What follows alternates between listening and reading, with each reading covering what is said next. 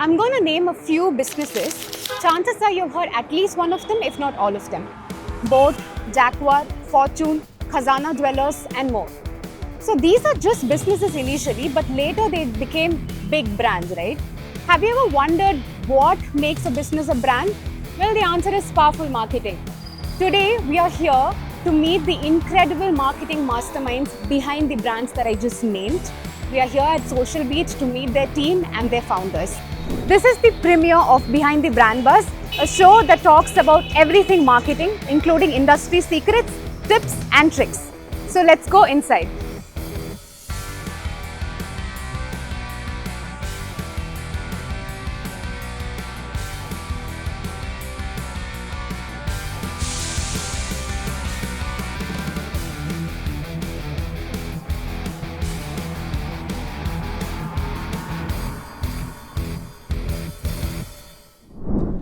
Hi, Suneil. Hey, Harshni, how are you? I'm good.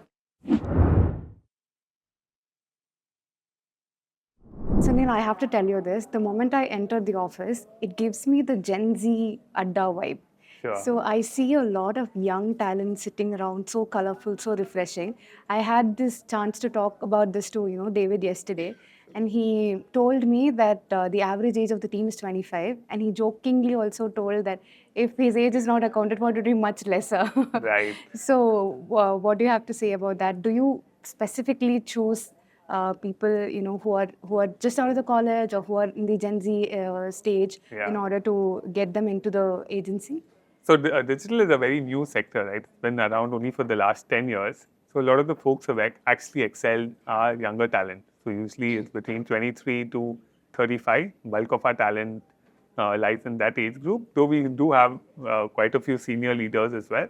But large part of our strong talent is in that age group today, which is why you see the young vibe and the youth everywhere we go at social media. Okay, that's wonderful. So now I have to ask you about the about Social Beat. So Right. it's been 12 years since you started Social Beat. And do you ever, in a moment of peace, you're just sitting there, do you ever think that, wow, it's been 12 years? And does that give you a sense of satisfaction? Or do you still feel like, no, it's just 12 years, I want to do more? Yeah. No, I think that time flies, honestly, when you're enjoying the journey. And it's been a fun journey for both Vikas and me. We started this 12 years back, and it doesn't feel that long, to be honest. Yeah, I think it's because we've always had every year new challenges to take on. We've been able to both create excitement for ourselves as well as for our co-leadership team as well, so that we have a goal to work towards in the year. And that's enabled us to really drive strong results for our clients, which is the core of our work. And yeah, I think we are still very young. I think 18 Till I Die is my favorite song. So I think, we feel like there's a long journey ahead of us to make Social Beat into one of the largest agency brands in the country. What was your first client that you ever got? And what was the thing that you did right or said right that the client wanted to work with you guys? Yeah, I think we got two clients at the same time, and that was before we had actually even coined the name for the agency, Social Beat. This was because we had started an e-commerce venture before this, and we were doing some good work there. So a couple of healthcare clients actually, Dr. Mohan's, which is a diabetes chain, and Dr. Smiles, which is a dental chain. Both of them reached out to us to see how we can build their digital presence. We really had no clue about healthcare, but digital we at least were early movers in 2012, 2013, when not many people were actually focused on Facebook or YouTube, etc. Right. So I think we were able to look at the customer journey at a very early stage in the internet space in India. And I think we really had strong client results even in that period. I think even on the media side, there were hardly any agencies. There were a few players, but you couldn't count them in one hand actually. So I think it was definitely good to be good, like as young entrepreneurs in an industry where no one else knows too much. So everyone's learning at the same time. So it's much easier to kind of create your own brand and agency. Today, if you're creating, I'm assuming it's going to be a lot tougher to be able to create the same impact. Right. Okay. So as marketers, we have our affinity towards certain campaigns. It need not be because it gave us good sales revenue or it's doing really great, but maybe because it gave us a creative freedom or there was some kind of a uniqueness to it, or it's just close to your heart or you've put in a lot of effort. Do you have such, campaigns that just you can, name a one or two which is closer to your heart? Yeah. So, like, we take all our clients very seriously. So, I wouldn't name one particular client, but Okay. I would say, like, from a impact perspective, is what drives our excitement. So, are we able to drive that business impact? So, a brand like Goat, we've been partners with them, and they were a very small team of 10 team members to today, where they're doing 4,000 crores in revenue. Right. For a new age brand, we've been part of Sundaram Mutual, for example, for the last 7 years, working with them to launch multiple NFOs, and each of them have garnered between 1,000 to 2,000 crores Okay. in mutual funds. We work with brands like Go Colors, which is in a retail space, to drive walk-ins, work with a lot of creatives. They did the IPO last year. Okay. So how do you really transform their digital journey Okay. for their customers? So those are the things which excite us. Okay. Every month there's something quite exciting to look forward to. If you see marketing 10 years back, it was completely different. Right. But then now you see there's a surge in digital marketing, and then there's also influencer marketing that's coming up. Right. And then there's AI, there's ML, there's a lot of stuffs going on in and around. And there are also technology tools that are coming in. You need to be hands-on on, say, an email marketing platform or a marketing automation platform or whatsoever. Now, the criteria that we used to see for hiring marketers before was completely different. Sure. Now, 10 years down the line, it's totally different. So, what are the skills particularly you think is important for a marketer, and how do you incorporate in your hiring strategy? Right. So I think it's evolved a lot in the last 10 years. I think when the first 3, 4 years, because the industry also was still forming, mostly the strong talent was generalists who had a good understanding of business and were able to pick up digital quickly. So that was the kind of talent which really succeeded well. Today we, I think, have two buckets of talent. One is folks who are really strong in one particular area. So either they may be great at writing copy or visualizing, using AI tools to create great visual art, or marketing automation with Right. any of the platforms which are there in the market today. The second is folks who really understand the business and can connect the business to strategy and digital outcomes. So that's still a generalist role, but the expectations of the digital knowledge they need to have is much higher. Plus, they also need to understand the business in depth. So that expectation that today your digital agency is not really an agency but a business partner, I think that's what clients are expecting from us. And I think we've been in that transformative journey. So we spoke about the Gen Z audience. So a lot of them are actually very eager to pick up business skills, business understanding, and connect that back to digital marketing. So I think that's kind of the journey we are in right now. Do you believe that marketing actually comes from the heart? Because I'm a co-believer of that. Because you Right. just have to be a marketer at your heart in order to deliver what your clients want, irrespective of how much ever theory or practical experience you have. Yeah, I do agree with it. I think today, I think one of the challenges is also with digital, we're all happy to look at the analytics and, all the data which all the platforms have. But end of the day, marketing is about understanding the consumer's pain points Right. and what is the client's product or service solving for in the consumer's life. So I agree. I think it comes from humanity in that sense, where you're not pitching your product, Right. but actually connecting with the consumer's pain point and how you're solving that. Okay. Thank you, Suneil. And it's just wonderful to hear your insights. Now I think I can talk to Vikas, and then we also have a separate segment where we're going to have a candid conversation with you and Vikas. I'm going to catch you up over there. Sure, Harshini. See you shortly. Yeah, Thank you so sure. much. Yeah. Hi, Vikas. Hi, Ashni. Pleasure to meet you. Yeah, same here.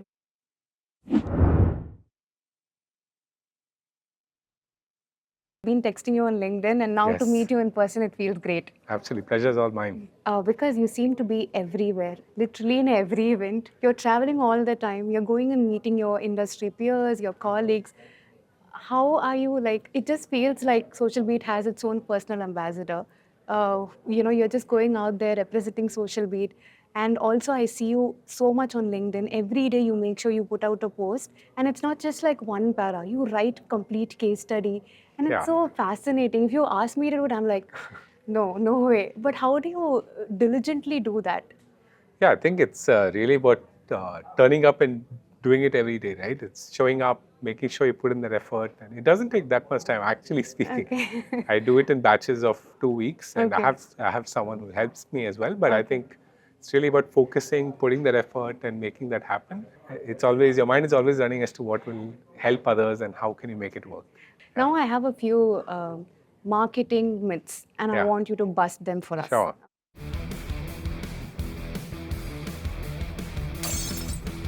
Okay, so the first one is marketing is just for large-scale businesses. What do you think about it?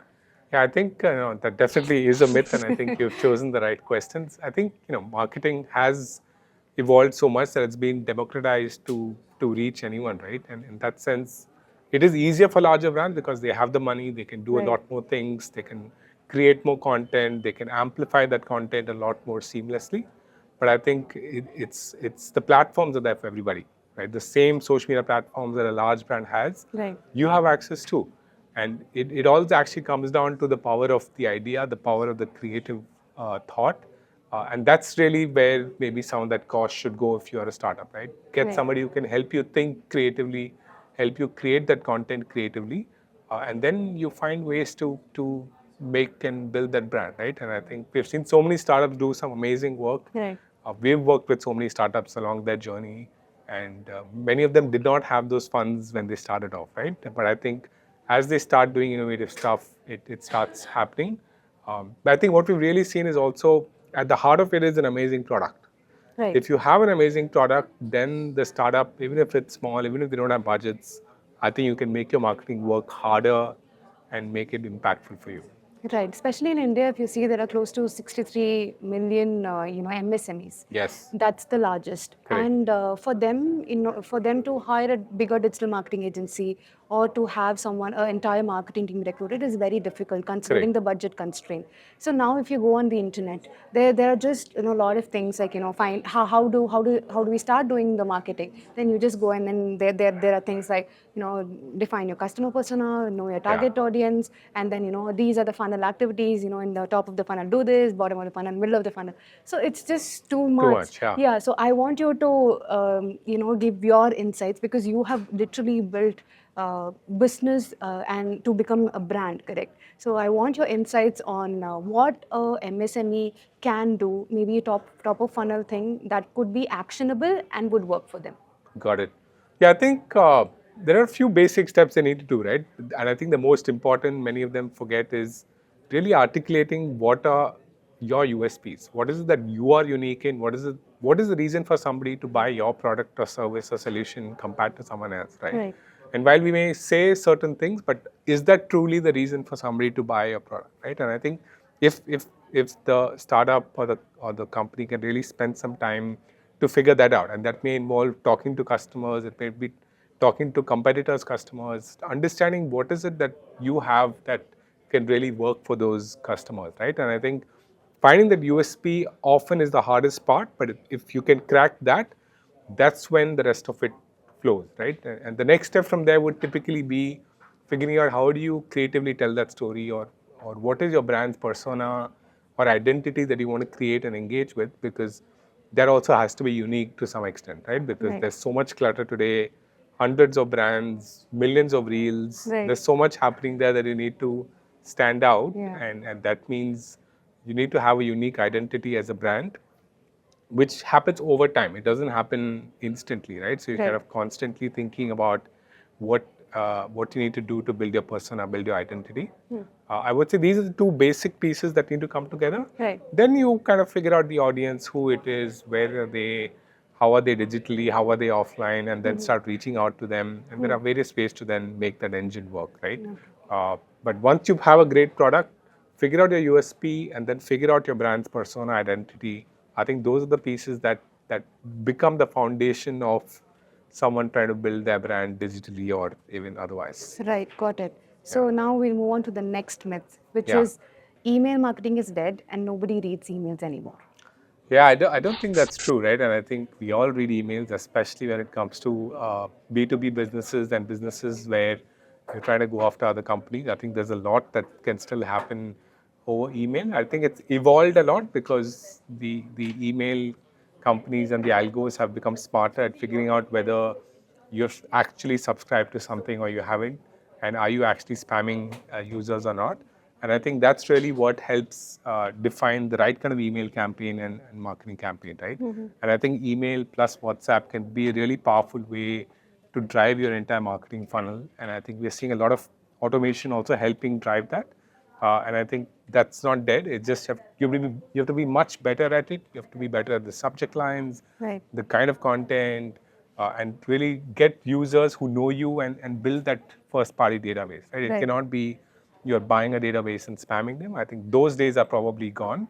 But as long as you build your community, as long as you build your own sort of first party data, I think it can be quite impactful to make that happen. Right. But as a customer, my favorite business that sends amazing emails to me is Zomato. Yes. Zomato's notification and emails are so funny. There was this Yeah. one Zomato email that I still remember. It was right after COVID. So they wanted to get their existing customers to buy more food.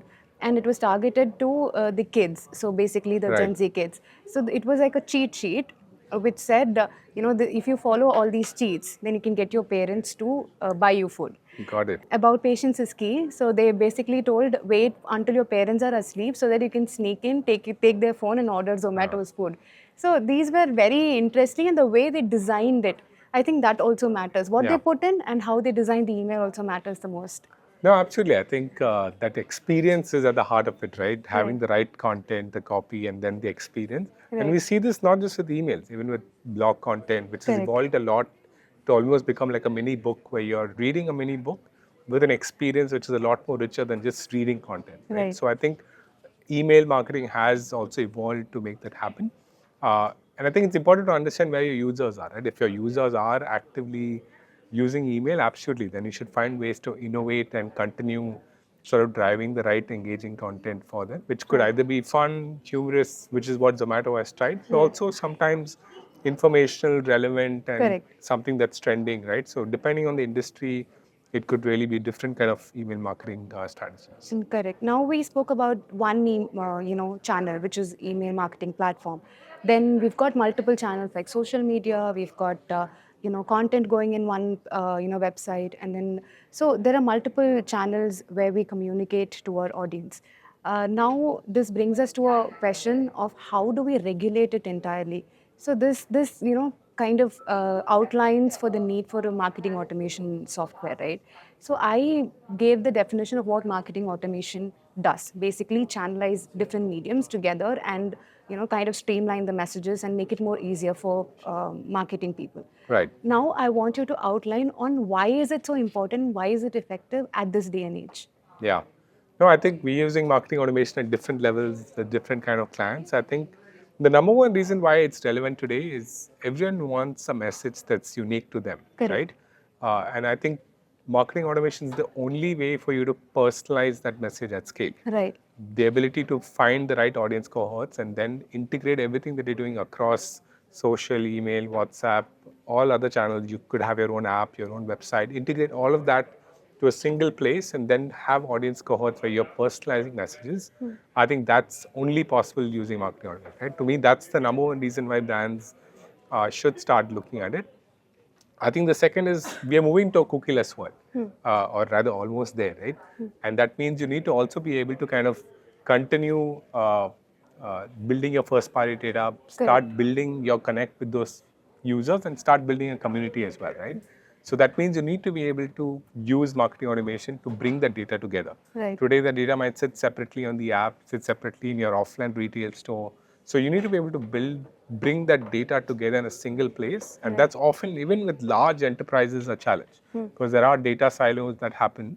Correct. And then you have to find ways to integrate that. And once you've integrated, then you can use automation to deploy whatever messages in whatever channels you want, right? I would say these are the top two areas where we've seen benefits come out of it and scale up happening. You just have to do this. So even in a case Yeah. study or in your meetup, you just keep it so clear. I saw one of your posts about Sridhar and Zoho, and Yes. you met him so recently, and I read it. It was full of enthusiasm. I wanted to know a little more about that too. Yeah, no, absolutely. I think it was a fascinating evening. Yeah. I think it was supposed to be, I think, a 1 hour session, but I think it went on for almost 2 hours because I think he was so energetic and there were so many questions from the audience. Okay. And I think I had one on how do you actually nurture that talent, train that talent, build that knowledge, because a lot of it is talent that's in smaller towns, right? And I Right. think wanted to understand how is that culture of learning.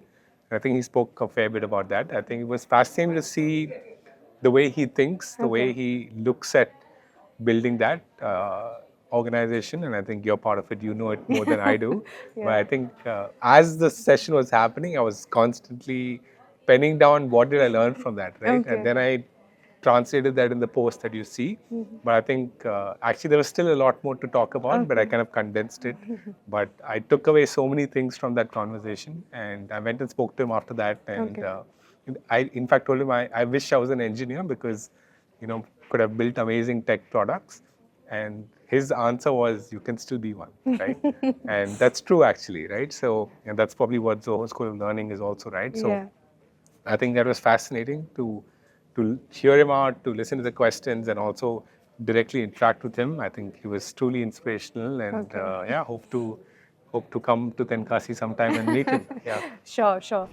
So we have the recently joined, or added pillars of Social Beat with us. All of them have joined the company very recently.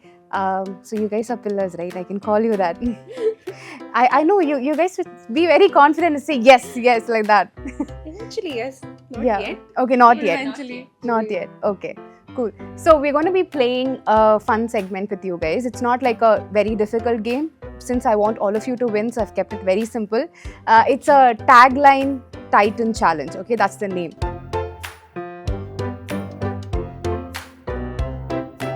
I'm going to point a few taglines at you, and whoever raises the hand first gets to answer, and you have to tell me from which brand that tagline is from. Okay, got it? So let's move on to the first question. Okay, are you guys ready? Yeah. So no, your mind voice is like, even if you're not ready, are you just going to leave us? You're still going to ask us a question. So what's the point? Okay, so I'm going to ask the first question. The ultimate driving machine. BMW. Wow, yes, that's BMW. Let's clap for him. Good one. Because you're worth it. It's a beauty brand. I know that much. Yeah, you're right. You're getting there. Girls, you guys have to get it. K-beauty. So, okay, are you going to list all the beauty brands until I say which one is it? Okay, what does it start with? Oh my god. So you guys have no idea about it? Is it sugar? No. Yeah, just say one more. And then I'll finally declare who's the winner here. Maybelline. No. Everyone like. Yeah. Is it Lakme? No. Okay, that's it, guys. Is it Dove by any chance? No. Okay, so I'm done. I'm gonna tell you the answer. It's L'Oreal. Yeah. L'Oreal, you're worth it. That's how Aishwarya Rai says it on the screen. So yeah, okay. Okay, the next one. Guys, you need to get this, okay? The best a man can get.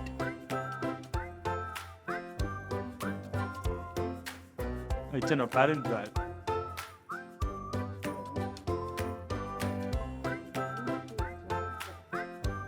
But you guys have heard of it, right? It's not an apparel brand. Very familiar, but then man fault.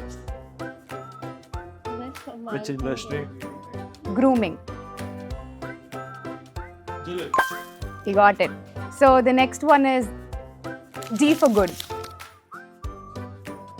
Parle-G. Yeah, he got that. Oh, he got that. हर घर कुछ कहता है.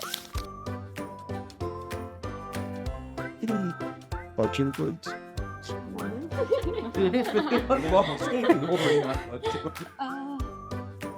हर तार कुछ कहता है. A hint maybe? Like which industry? Like Yeah, it's actually home decor. You can put it that way. can I Har ghar. like Har Ghar? हर घर कुछ कहता है. Asian Paints? Yeah, she got that. Taste the thunder. Thumbs up. Okay, he said it first. I'll have to give it to him. All right. Safedi ki chamak. Oh, Surf Excel. No. No, Surf Excel is daag अच्छे हैं. सफेदी की चमक. Safedi ki chamak. Right? No. Nirma? No. Ariel. No. You guys ran out of the brand. All the cleaning brands you ran out. No, there's one, the old one. Vanish. No, the one. Vanish is not old. Old. Nirma. No, I said no. Yeah, she got that. Oh my god. Yeah, so Ujala's is Safedi ki chamak. Okay. Taste bhi healthy. Fortune. No. Amul is taste of India. Taste bhi healthy. Is it a new one? Is it a new oil? brand? No, it's been there in the market for a long time. What It's, about taste? yeah, no. It's also a junk food that we can make at home. Macronut? No. No. Yai. How can you make macaroni at home? Okay, the fries. We have those fries. Right? Oh, no. Junk. No. Taste be healthy. I know this. Yeah. Not even I've heard this word. Gives me. So this particular brand got into a controversy because of health Maggi? claims. Yeah, Maggi. he got. Yeah. Okay, I'm gonna give it to her. So all of you scored one each, and who's leading here? Twos? I think both of them are at two. Three or No, he got thumbs up. thumbs up. You also. I think both of them are at 3. Okay, so I have a last one, and I want None of you both of you. Yeah, if none of you answer, then it'll be a tie. That's the last one. Okay, last one. Impossible is nothing. Nike. No. No. Puma. Okay. Just Nike. Yeah, just do it as Nike. Okay, he got that. So I'm going to crown him as the tagline titan of social beat. Guys, we have to put a word art just before his face on the edit. Okay, so quite a bit of entertainment I got from you guys, and thank you so much. You've been such good sport, and thank you for joining me in this quiz segment.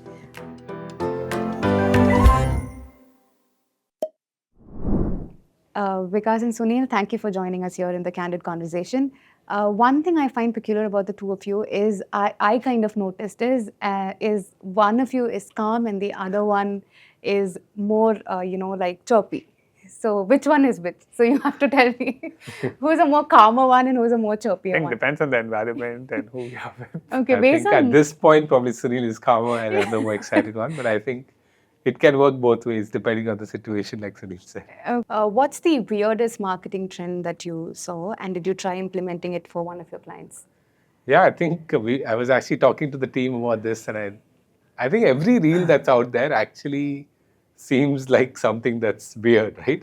Because you don't know where is this reel coming from, why is this popular, why is this music popular, why are these specific hook steps popular, right? And even Moe Moe, which is Yeah. trending. I think there's so much that that we see which we don't understand actually, because it's weird, but it's one of the most popular reels today in the world, right? Not just in India, but across the world. So and we do use that because we see a lot of these reels work. It connects with those users. It connects with the consumers.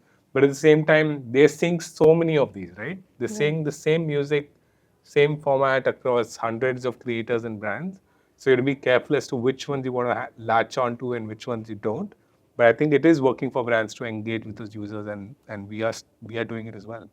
Like the most weirdest reel gets viral. I'm like just looking like a wow got so viral that every business started adopting it in their own content strategy as well.